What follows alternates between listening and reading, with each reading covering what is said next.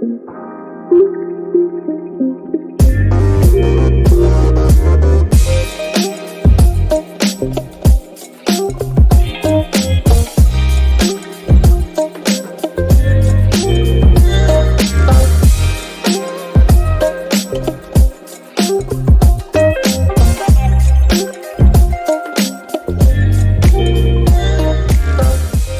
right, good people, welcome back for another season of Kingly Conversations, man. This is season 4, and we're just out here making it happen. Yeah. You know, and it really is a milestone because, you know, I was looking at a stat the other day, and they say, you know, the average, now ain't none of us average, right? But the average podcast really has one episode, and very few make it past one whole season or whole year of actually doing that podcast because of one reason or the other. And, you know, here we are. Juicy. So, you know, so we appreciate everybody, man. We appreciate everybody riding with us. And we appreciate everything that y'all doing out there. Yeah. I like to show some appreciation, give flowers to those who are breathing, man. Shout out to y'all, man. It's been a journey. Thank y'all. Appreciate y'all. Love y'all. I'm talking about you, Alan, and you, Calvin. You know what I mean? Appreciate it.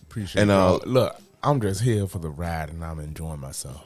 For sure. And let me give flowers to those who are listening and been following us since for a while, man. 1972. Hey, thank y'all. Appreciate you. Love you. Season 4. This is season 4, the start of season 4. First episode of season 4. That's correct. So here we go, people. And as always, as I am every single week, for the last 2 years, I'm Alan.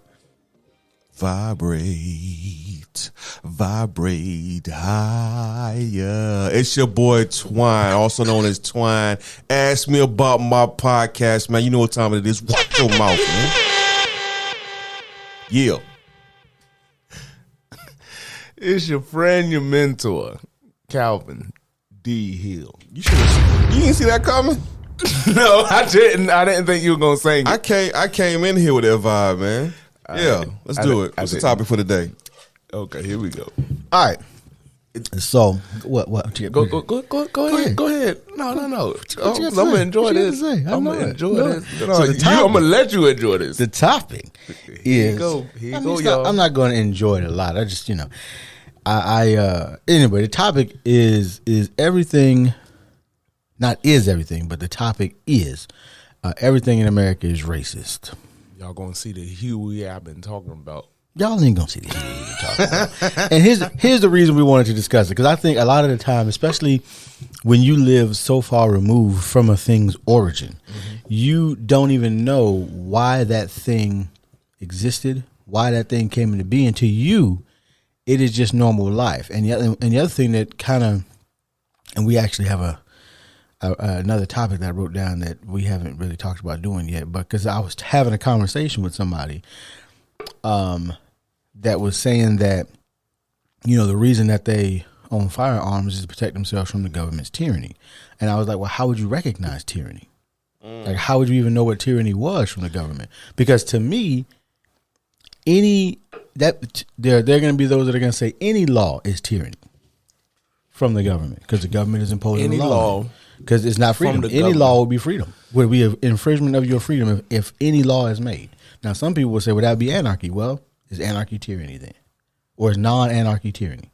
So anyway, so it made me start thinking about the fact that, you know, all of this stuff, when you live 100, 200, 300, 400 years removed from its inception, you may not know its origins. You may not know the origins of why a thing exists, of how something was applied, of why something happened, and that can cause you to believe a thing about it that may not be true. It may be true for you today, but it may not have been true for your parents, for their parents, and so you may understand why people feel certain ways about things, because there are a lot of things in our country that had roots in racism. And again, people, when we say racism, we're not talking about prejudice and we're not talking about bigotry.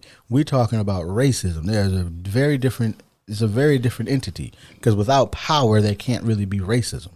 You have to have power to actually be able to subdue or oppress another group of people in order for that to be racism. So is that why some people say black people can't be racist because they don't have the power or the abilities? I hear that a lot. Yeah, I mean that's because they don't have the ability to oppress. That's essentially why, yes. So they can be prejudiced, but like very often. So like for years, you as a black person in the United States were going to get, and this in some respects still true today in a lot of areas, we're going to get a lesser job than someone else with the exact same credentials as you, or lesser pay than someone else with the exact same credentials as you, simply because the person in the chair that you interviewed in front of wasn't from your tribe. And that is racism. It's the fact that I can affect what you do, where you go, where you live, where you eat, because I have prejudice and power in my hand and you don't. Mm-hmm. Okay. Here we go.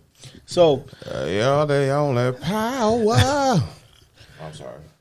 So that was why this whole topic came. So that was 6 whole minutes on why this topic even existed. There it is. Oh man. So the question I asked myself is, if the thing started, because there are those people that believe you cannot separate a thing from its original purpose. And so the question was, if a thing started a certain way, does that mean that there are still racist policies today? Right? So that was number one. And then if that is true, so 1B, if they started with racist ideals, can they rid themselves of the racist undertones with which they started? So the first one was pretty innocuous, right? Because the first one that I kind of pulled from the annals of history were jelly beans. Because a lot of people have probably heard, especially by this point in time, it's 2022. A lot of black people heard. Well, a lot of black people heard. Now, the jelly beans themselves. No, personally, until Alan brought this up, this whole video about the whole jelly beans and being able to count, and I did read a book as well that educated me within the last year. Yeah, well, see, a lot of the stuff that I learned was because my mom and dad. What, activists? My mom was almost. My dad wouldn't let him. I can see that. I can see that though. That's almost real. I can see that one. I can see that because one. my mom is she loves everybody, but she is for the empowerment of black people. Got it. I understand it, especially given educating black people, young men especially, and I can see that. I mean, especially growing up in the city that she grew up in the time that she grew up in that city. It was almost impossible, and growing up where she grew up in that city, it's almost impossible not to have been. And there's a fight that generation has. They have a very strong fight against racism and the problems they face. They had to overcome the problems they had to overcome. It's so ingrained in them that even now they still have some of the same views, even though things have changed. Some of their point of views haven't. That's true, and it's because of that trauma and that all the challenges. Yeah, of racism. And I think that is going to be the case no matter where you are. I mean, I don't even know if it's their whole generation. I think it really depends on where you grew up. Because it's the other person in the house that grew up in the same generation. They grew up in a different place. I also accredit that to your grandma was Indian. My grandma was Indian. What tribe? Didn't have a father. Well, his father was killed early. Yeah, what tribe was Seminole. Seminole. Oh, okay. Yeah. Well, that makes sense. That makes sense. Yeah, light skin and everything else, very light. So that. So that's where it comes from. Mm-hmm. Okay. Mm-hmm. Yep. So anyway, back to racism. Jelly bean. Oh, so the jelly beans. What for those that are not aware, what happened is after African Americans in this country got the right to vote. In polling places, they would hold like literacy tests and all this other stuff to determine if you could vote, because they had the same thing that they're trying to do today. They wanted to put all this stuff in place to essentially make it harder for people to vote. So what they did is, in places where there were a lot of African Americans or black people that were going to vote, they would have you guess the number of jelly beans in a jar before they would let you vote. Now, firstly, like that's stupid. But it worked. Because they had power. So they had prejudice and power working for them. So you mean to tell me I've been going to these jubilees and these carnivals out here trying to guess how many? You know what? I ain't gonna do that, man. You got me all messed up. But that was what they did. So if you couldn't guess it, you were not allowed to vote. Right? If you couldn't, you were just not allowed to vote. And this is information, people. So don't get upset. Don't get mad. Just information. Just putting it out there. Put y'all to And let's not pretend as though at the time that this was being done, because a lot of times they even to this day, you don't have like all the photos you have of when this stuff happened. You either have black and white photographs or somebody drew a picture of it happening, which makes it seem like it was years like it was 400 or 500 years ago. Because like you can't imagine them not having cameras at that time, but they had cameras. They had color cameras. It's intentionally done. Again, is intentionally done so that you feel like it was a long time ago, and really it wasn't. It would have been my parents' and grandparents' generation that experienced it. Yep. So jelly beans was the first one. That was the kind of the most, because you can't blame the jelly beans. It wasn't the jelly beans' fault. They didn't do nothing. Somebody just kind of made them. But you can't blame the jelly beans. So I'm not saying don't eat jelly beans. I'm just saying, is it ignorance that people do that now, like not knowing the history behind? Because you were in school and things of that nature, there was little contests like that. So is that something that you think I know it's out of ignorance? Okay, I know it's out of ignorance because I was a part of or in a church between the North Pole and the South Pole, and they stood up in front, like had the kids come up in front. Yeah, I did that on purpose. I know. So they brought all the kids up front. And they were auctioning the kids off to do work around for the neighborhoods or the people in the community of the church. And that looked so much like slave auction. Yeah. And I was like, okay, y'all doing that. Y'all don't know no better. You don't know no better. So, and it was the kicker was it was the culture. That's what lets me know it's ignorance. Some people just don't know where that came from or how that even appears to other people. So, and I think too, I think they're not sensitive to it. Like they're not even, and a lot of times they don't even want to know. Right. They have no desire at all to learn. Cause I had to tell somebody the other day, cause they were like, they were asking me, because we were talking about where me and my wife might go for our anniversary or whatever. And, they were like, well, have you guys been to such and such and been to the plantation? And I'm thinking to myself, why would I? Fool.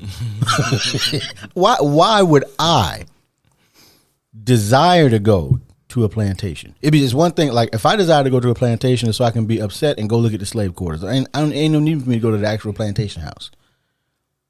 If I would be going from a purely historical perspective to learn the history of this particular plantation in this particular area, but I'm not giving my time and energy to that.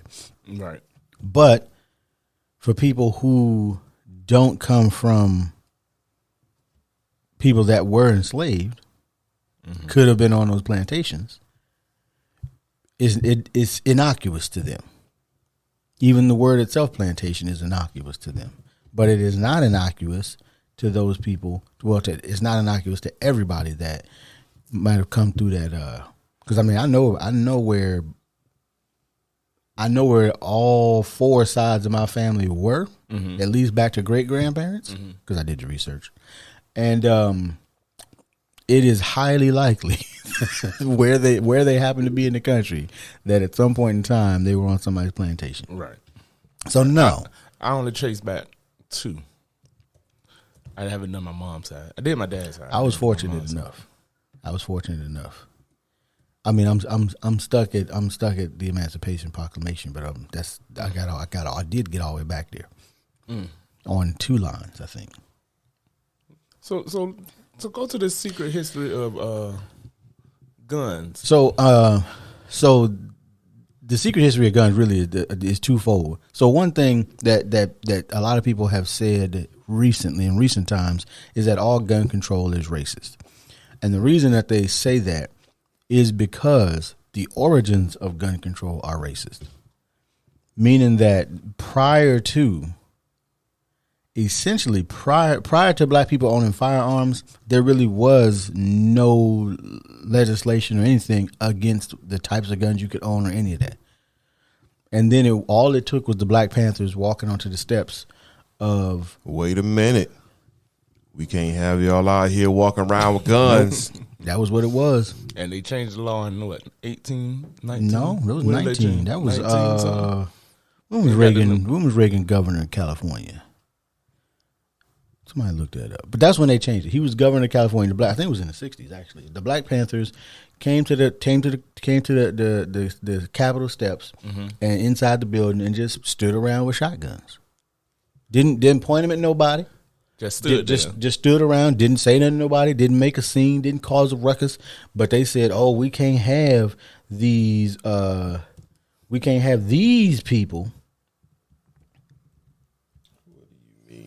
People, what do you mean? We can't have these people up here with these guns in front of us. So, and guess who supported it?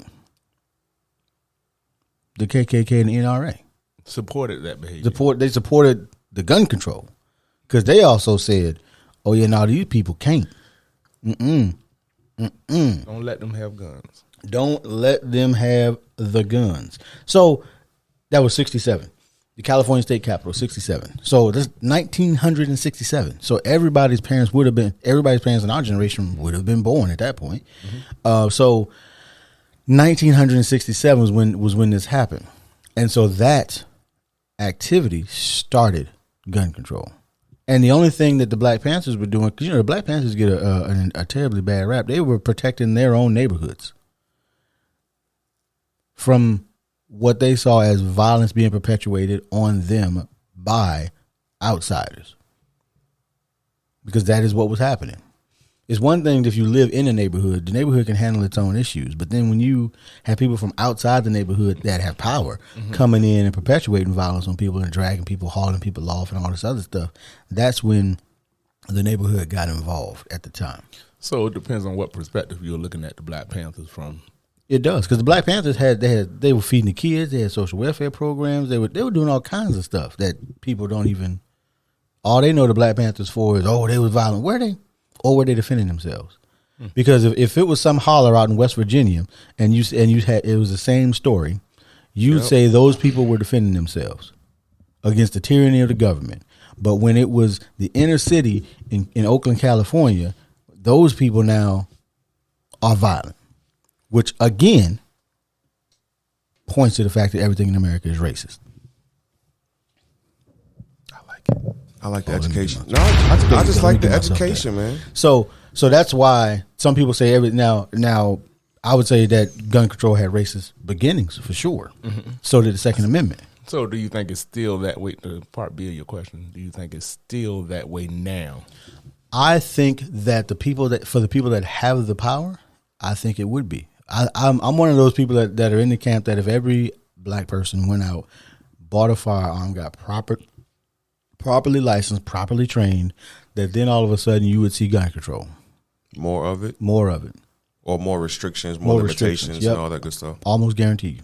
Gotcha. Especially if we started showing up to Subways with AR-15s and started walking around Walmart with AR-15s. We started doing all the same stuff that we see other people do, because the fear that would all of a sudden be there for enough people would cause them to vote people in power that wanted more reform. Especially because it's one thing for Herschel Walker to own a gun. It's another thing entirely for Cain to own a gun. Came from power. I understand. So if a bunch of Cains, because there's a group in Georgia that people were terrified of, and it was just essentially a bunch of black people doing the same thing that you see some of these other militia type groups doing. But for some reason, these people caused all this uproar because they were black. Disturbing of the peace. I mean, essentially, yeah. I mean, they weren't doing anything. They're walking down the street with AR-15. That's all they were doing. So tying that into like the current situation right now, because I know government is trying to put more limitations, or they're trying to create more laws for gun control. But I guess I'm trying to tie it into what you're saying as far as laws being made. I don't want to be narrow-minded and say, yo, this is the only reason why they're doing gun control. I mean, it has evolved right now because it's crazy out here, and people are doing some malicious things that would want people to have more gun control. But as far as the origin and how it was created, y'all understand. I hope y'all have a better understanding of some of this information as far as it being created to restrict people they fear. Black people. I ain't want to say it, but you said it. I mean, that's what it was. You said it. All right, so yeah, I don't know that, the current, but that's also part of the reason why they can't get anything done. Yeah, because believe me, in 67, when they stood on the courthouse steps, there was no problem, zero problem getting the referendum passed. None. When the Black Panthers came and just stood there, it was like, yo, we got to do something immediately. We got to do something about these. Go ahead and say it. People. The pause dramatic. So what is moving on to the next topic, man? I don't want to. We're not. So that next one we'd have to play the video, but that's why I didn't put in any notes underneath it. Okay. But so that was where that one was. The question is, like you said, is that still the case today? I think that's the reason they can't get anything done, is because you've got enough people that don't have that fear currently, so they're like, no, I need these to, protect myself against the government. Got it. Even though they wouldn't recognize Terry if it punched them in the face. Okay. Have you? So then there's a Second Amendment that goes along with that. Because there are some scholars, now I will concede there are some people that disagree, but there are some scholars that say that the Second Amendment is only there because slave owners had to be able to protect themselves in case there was a slave uprising. I did read some information about that as well. So the entire Second Amendment, the question then becomes, well, is that racist then? Because if the only reason that there's supposed to be a well-regulated militia is in case the slaves revolt, so in case of oppression, break glass. Like, so that's a thin line. It's a thin line between fries and shakes, man. I'm telling you.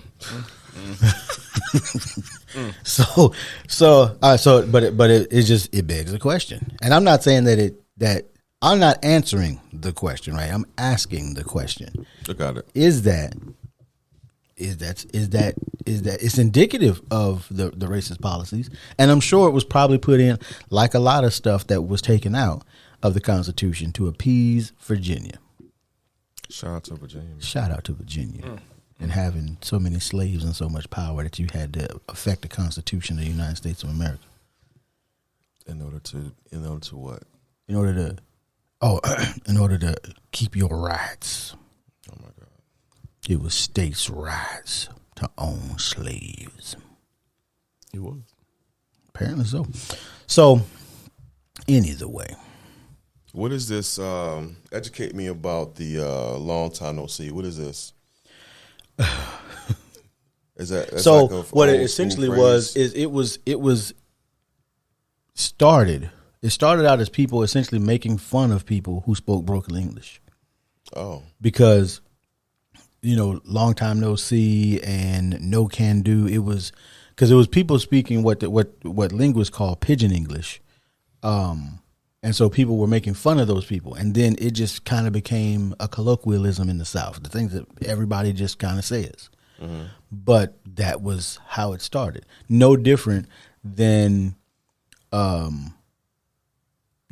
the advertisements and whatnot that were talking in the 20s, 30s, 40s, 50s that were talking about how black people like watermelon, that they were like somehow predisposed to eat watermelon. And it's like, it's not really true, but it was used as a tool of oppression. So just like people making fun of people for no can do and long time no see. I didn't know about that one. Now I'm not saying don't say no can do. I mean, we got a whole song. My crew can't go for that. No can do. I mean, so we singing about it already anyway. But there's a lot of stuff we sing about. Me personally, I feel like we shouldn't do, but it is. That's probably true. But there's, the question becomes is if you start researching, if you do too much research, then you end up not doing anything because you find out the origins of everything. You're just like, oh man, I can't even walk down the street. You're right. Not here in America. Yeah, I mean you can walk down, you can go to Belize, but it's only because you don't know right how stuff started in that country. We know how it started in this one because we live here. And if you happen to be, and unfortunately, unlike countries like Germany that know they have wronged people, right? And so they teach the full history of, hey, this is all the terrible stuff we did so that they don't repeat it. They actually teach it. Like they teach it. Why doesn't America do that? You know why. Because we got to keep racism. No, so why wouldn't? Honestly, man, it's just capitalism, man. Let's be real. It's all about the bottom line. It's always been about the bottom line. Capitalism, but capitalism in and of itself is not different. I mean, because capitalism in and of itself is exploitation. Yeah, I agree. I understand. So now I will say I don't know how not teaching history. Unless you just like, well, you don't want people to buy from. But I think you would have to, like you said, Germany does deliberately teach it with the intent of, okay, we're not going to do this again. So I don't think we didn't teach it. It wasn't designed to be taught that way. Of course it wasn't. School system wasn't designed to be taught that way. No, the school system was designed to produce workers. Yeah, it wasn't designed to say, hey, you. For the betterment of the country. Yeah, it wasn't for that. So we're just gonna sweep it under the rug. No, yeah, we're going to exclude details, right? Because when intentionally, right, when you create a system, when you build something, you're looking for a certain result. So if this is the result I'm going for, this is what I'm getting. So this is what I wanted. That's why I designed it. That's why. So a lot of the things, like you said, a lot of things in America was built or founded on, or the origin of, is racism. So we did this intentionally to have this divide, to have this oppression on these people. And so it's constant. It didn't change. It won't change. We might make it look different, but it is what it is. And a lot of it does go back to, in some way, capitalism. Capitalism is woven all in and through it, because part of the reason that there are a lot of these racist policies is because, I was watching something yesterday too, that they had to make it so that because what was happening all across the country is the enslaved class and poor white people were banding together because they essentially were fighting the same fight against the aristocracy, the ruling class, the people that started the country. Because let's be real, rich people started the United States of America. It's not like Jimmy from Appalachia was in any of these meetings trying to start the country. Mm-hmm. It was a bunch of people that had money and owned slaves. That was it. So when people, say, "Oh, freedom," no, it wasn't your freedom, wasn't his freedom, wasn't her freedom. It was, I want to be free because my name is insert rich person's name. This is what I want. He said insert rich person's name. Well, I was going to name a rich person, but he didn't deserve me to put him in that sentence. He's not a great person, but he didn't deserve me to put him in that sentence. So it does, in some respects, go back to capitalism promoting exploitation, because even the educational system, whole educational system, was built to produce workers. Mm-hmm. Because the people that had industry, the Henry Fords, the Rockefellers, or the people who had industry, needed people to work in those factories. Mm-hmm. And so they needed people who would do what you told them to do and not question it. And that's... And that right there. And my thing is question everything. Yeah, they didn't want you to be a thinker. They did not. That is not the plan. That is not a part of this. Not a part of the plan. They wanted to come to out say, of school and think. Take this hill, and you go take it.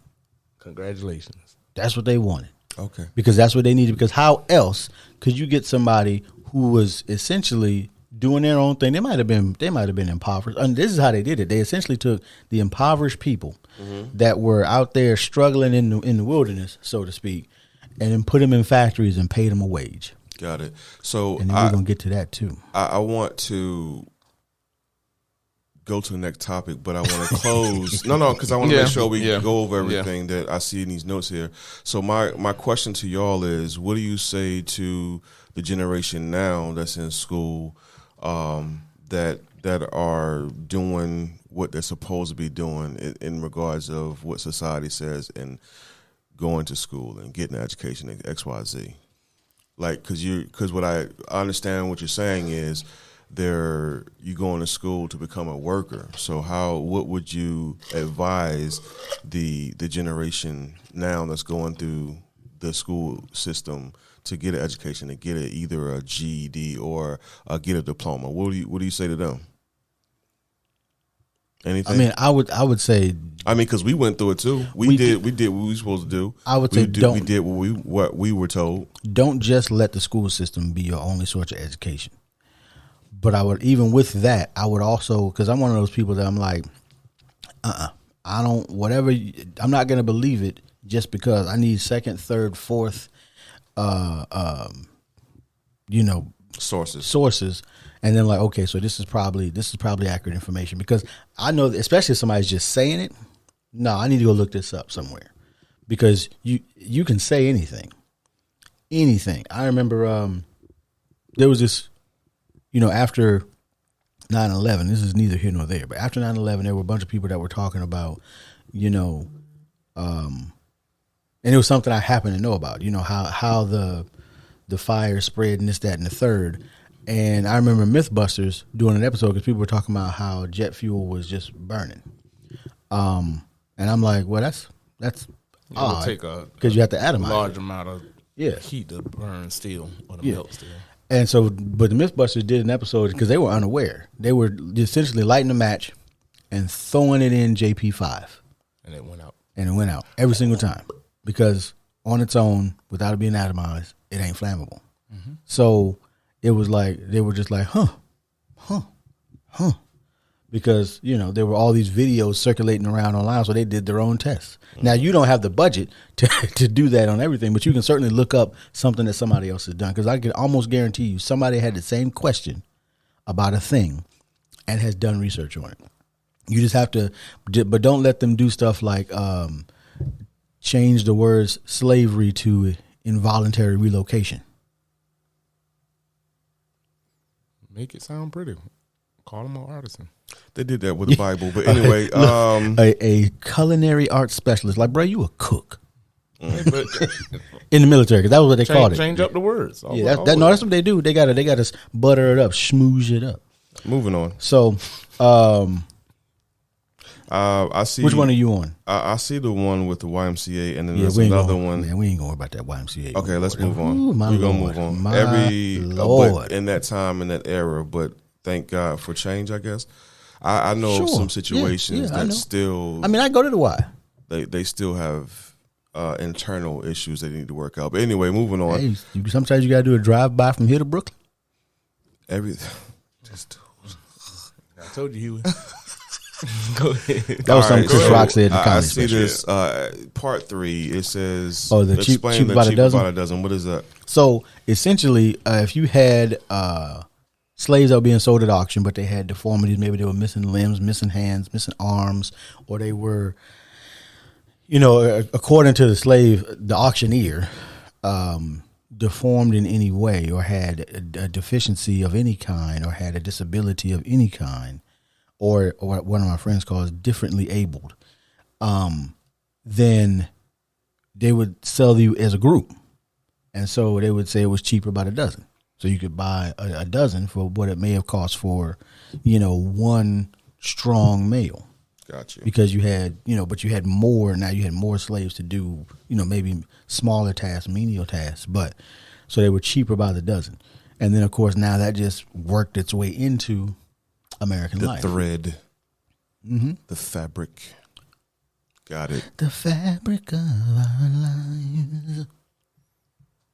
Knocked Up. Didn't they have a movie called Knocked Up? They did have a movie called, they had a movie called Cheaper by the Dozen too, but that's true. Yeah, they had Knocked Up was a movie. Yes, there was a movie called Knocked Up, but before that it was a phrase.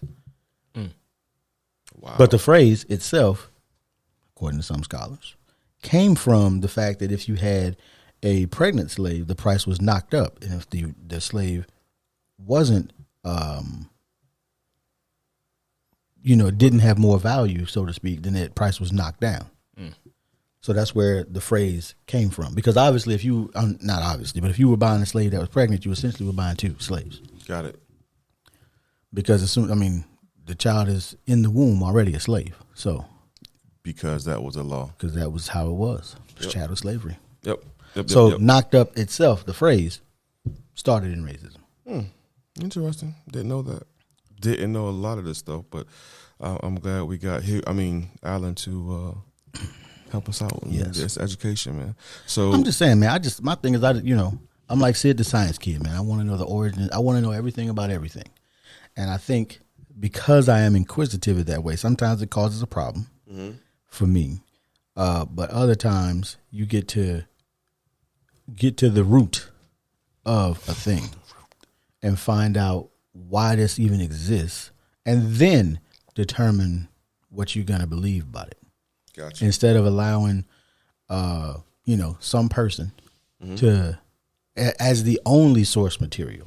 So the only source material is the guy on the street corner with the bullhorn, or the only source material is a TikTok, or the only source material is somebody on Instagram, or the only source material is. So my thing is, I didn't want to have my own mind governed by somebody else without my input being involved. And unfortunately, it's some of the people that I was following for maybe like business content. Yeah. Then they started going off the rails and started talking about all this. I'm like, yo, this is not your area of expertise. Yeah. Money, because to me it's like, money don't make you. Tell me about money. That's where you excelled. Extremist. Yeah, don't tell me about how you had dinner with Alex Jones and what y'all talked about. Gotcha. Well, sir, clearly he out here lying in the streets. I did make a notation at the very bottom here, just kind of in our conversation. Oh, did we do the minimum wage one? No, we didn't. Oh, okay. No, we didn't. Go ahead and do that one real quick. Oh, so minimum wage. And even now, minimum wage when it was started did not apply to domestic workers or farm workers, of which we were most of. Now, of course, people would say they're, immigrants or whatever, where it might be people coming from El Salvador or Mexico or wherever to work on farms or do domestic work. But at the time, it was us. It would have been us in the fields and the ladies in doing domestic work in the house, cleaning people's homes. And so the minimum wage laws didn't apply to that class of people. And we were the vast majority of people in those roles. So it's limited, again, the buying power and the ability to own your own life, because you said, oh, well, if you're a farm worker, minimum wage doesn't apply to you. Oh, if you're a domestic worker, if you're cleaning homes for a living, or you're doing, you're a waiter or a waitress, doesn't apply to you. And for them, it still doesn't apply. Whereas most other countries, the people that are doing those, they have a wage. Like, this is the minimum you can pay those people too. It's everybody. It's not like, oh, we're going to exclude farm labor because who knows? Unknown reasons is what we would say today. That's why. Categories, which organize people into distinct groups. I didn't make a note. Factions. Trigger in the group loyalty and intergroup competition. Segregation. Harden racist perception, preferences, and beliefs. Hierarchy. Emboldens people to think, feel, and behave in racist ways. Power.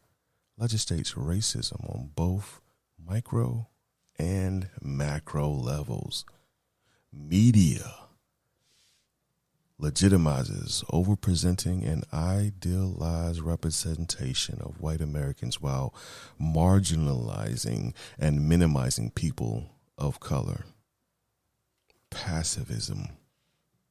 I think I said that right. Such that overlooking or denying the existence of racism encourages others to do the same. Those are 7 notes that I've was able to construct as we were talking, gentlemen. Any thoughts in closing? Well, you have this racism. You have it. It's the origins. It's always been there. Your challenge is to overcome it. That's your challenge.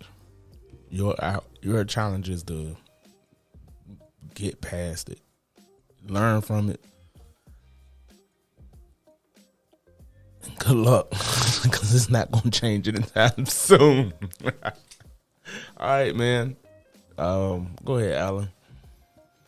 Yeah, I mean, hold on, wait. I'm sorry. Hold on, wait. Let me just say something real quick, and you can wrap it up, Alan, because I know you got something on your brain cooking. I just want to say that when it comes to this topic, I guess it's more, say, educational to be aware. There's some things that people try to overlook and try to deny, but I mean, if you look at the hard facts and you get into the history of how things were created, you'll see what it is. Not to say that you are connected with that energy, but I'm just saying, just stop trying to deny stuff, man. It's out here, it's the truth. That's all I got. Thank you. Thank you for listening, y'all. I appreciate y'all. Hope y'all learned something. Yeah, so I mean, my thing is, listen, here's the thing. My thing is, find out the origins of a thing. And then determine what you think or believe about that thing. Find out the origins of a thing. And then look at what's going on with that thing today and say, okay, is this still? And here's always the thing. When I talk about racism, to me, it's not enough to just say, oh, well, I'm not racist. You kind of have to be you need to be an anti-racist, because just because you may feel like you're not racist, if you allow racism to go on in your presence, then what is that saying about you? Like, am I going to allow somebody if in my presence, if I'm at work or something like that, and somebody's getting pounded out in the lobby, like, am I going to allow somebody to just beat somebody to death in the lobby? So it just depends on who you decide you are. Are you somebody who looks out for others, or are you somebody who is only about self? That really is, where we end up being. So are you allowing racism to happen, or are you actually anti-racist and call it out when you see it from other people? Do you check them, as I would say? And whether that could be a light check, could be a heavy check, but do you check them? Jane Elliott said, if you were born in America and you went through the school system, you're a racist. Say it again. Jane Elliott said, if you were born in America and you went through their school system, you're a racist. Because they indoctrinate you. They teach it to you. All right, we out. We'll see y'all next week. Man, I ain't no damn way. Yeah.